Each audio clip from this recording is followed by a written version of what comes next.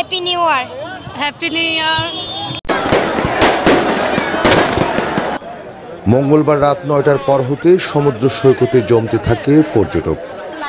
রাত ১২টার আগেই কলাতলী থেকে লাবণী পর্যন্ত লাখো পর্যটকে ভরে যায় সৈকত।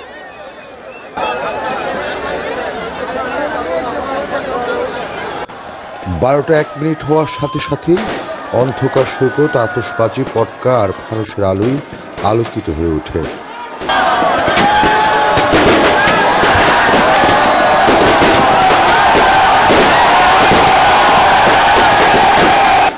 প্রতি সেকেন্ডেই আলোক শিখার ঝলকানিতে উন্মাদ হয়ে ওঠে বেলাভূমি। সাথে নাচ আর নানা ভঙ্গিমার উচ্ছ্বাসে অন্য মাত্রায় মেতে ওঠে বালুকা বেলা।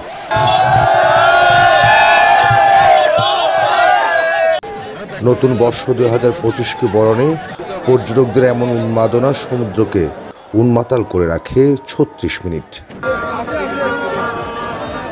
পর্যটকরা নতুন বছরকে স্বাগত জানায়, নতুন করে প্রত্যাশার কথা জানায় সবাই। সবাই সুন্দরভাবে সুস্থভাবে বেঁচে থাকুক সেটাই কামনা করি। নতুন আমি চাই যে ২০২৫টা খুব ভালোভাবে যাক। আমি অনেক খুশি হব এটাতে। সামনে থেকে নিউ ইয়ার পার্টি, এটা অনেক ভালো লাগতেছে। হ্যাপি নিউ ইয়ার সবাইকে। Happy new year. Happy new year. উন্মুক্ত জায়গায় উৎসব পালনে নিষেধাজ্ঞা থাকলেও পর্যটকদের আবেগে বাধা দেয়নি প্রশাসন। আপনারা তো দেখছেন অনেক মানুষ, হাজার হাজার মানুষ। আমরা চাচ্ছি মানুষ যে হাসি মুখে এখানে আনন্দ করতে এসছে, যাওয়ার সময় যেন হাসি মুখটা নিয়ে বাড়ি যেতে পারে। সবাইকে অসংখ্য ধন্যবাদ। Happy new year. এর আগে সাগর পাড়ে দাঁড়িয়ে ২০২৪ সালের শেষ সূর্যকে বিদায় জানান লাখো পর্যটক।